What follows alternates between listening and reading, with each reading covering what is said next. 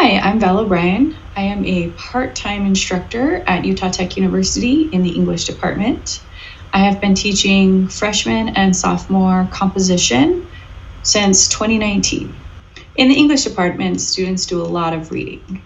In my English 1010 class and 2010 classes, we have students do close reads of texts where they're really digging into those texts. They're doing annotations, they're putting notes in the margins. Another very important skill for students is lateral reading, which helps them evaluate the credibility of the source. They can compare multiple sources at the same time to kind of cross-check claims and get a better perspective rather than just relying on one source.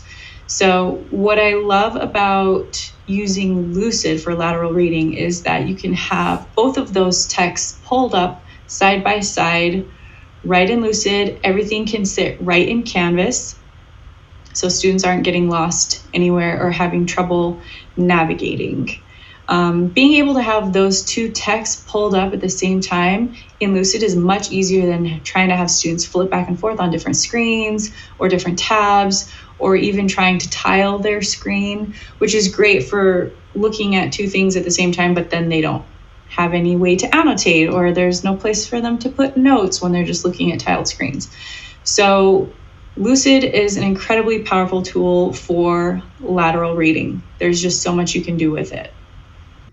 My previous slide showed how my Lucid lateral read activity was hosted right inside Canvas. Very convenient for my students. I created a template for the activity, put it in a Canvas assignment, and then my students, when they open up the assignment, they get their very own Lucid Spark to annotate and to comment on.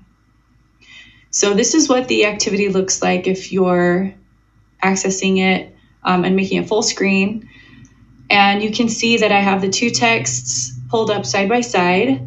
Students are able to use the highlight tool to make highlights. The very first thing we looked at was for word choice and language and tone. And so you can see how students are finding words that are sticking out to them and that help them detect that tone and possibly that bias.